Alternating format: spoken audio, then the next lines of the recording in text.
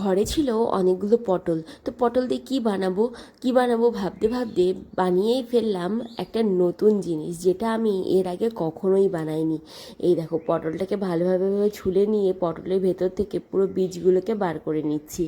প্রথমে দেখো, পটলগুলো দেখতে এত সুন্দর কাঁচা, কিন্তু ভেতরে বীজগুলো সবই পাকা পাকা। ভাবো কি একটা অবস্থা, যতগুলো পটল কেটেছি সবগুলোরই একই হাল, শুধু দু একটা মনে হয় ভেতরে বীজ কাঁচা ছিল। যাই হোক, ওগুলোকে বার করে রেখে দিলাম, আর পটলগুলোকে একটু নুন দিয়ে আর একটু হলুদ দিয়ে ভালোভাবে কড়াইয়ের মধ্যে ভেজে নিচ্ছি।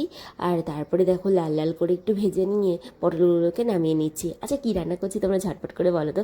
জানি আমি ভালো রান্না করতে পারি না, তোমরা এখনই কমেন্টস করবে এরকমভাবে কেউ রান্না করে নাকি, ওরকম করে নাকি।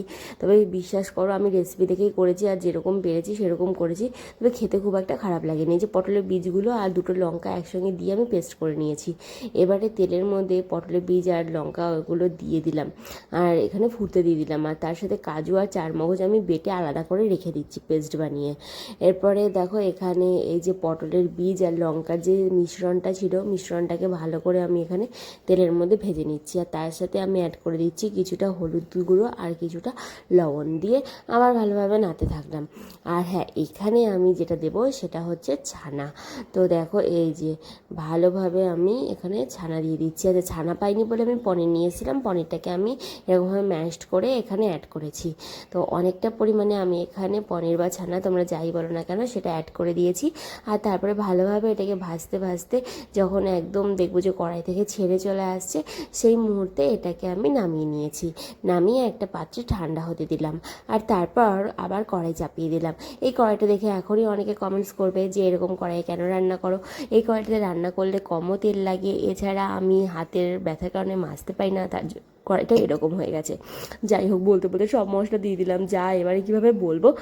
তো এখানে তেজপাতা, গরম মশলা, জিরে সব ফোড়ন দিয়ে দিয়েছিলাম, সাথে জিরে গুঁড়ো আর ধনে গুঁড়ো, আর তারপরে টমেটো পেস্ট দিয়ে ভালোভাবে মিশ্রণটাকে কষিয়ে নিয়েছি।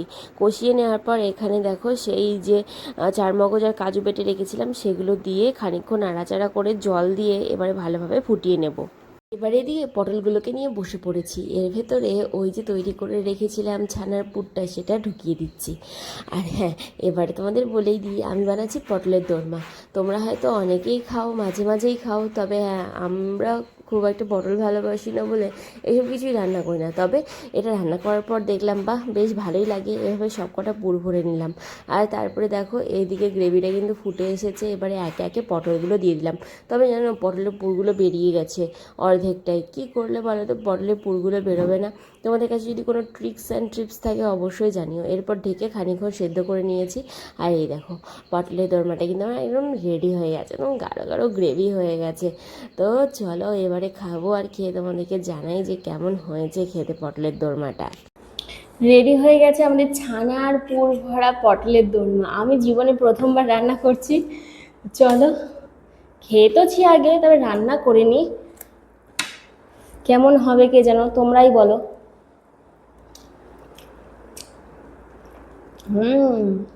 গ্রেভিটা তো হেভি লাগছে।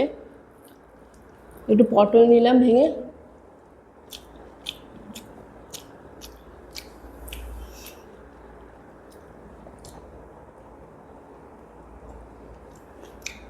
ওহো,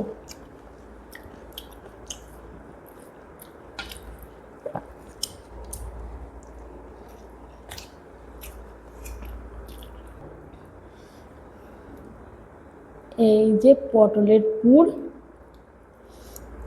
এর সাথে একটু মাখিয়ে নিয়ে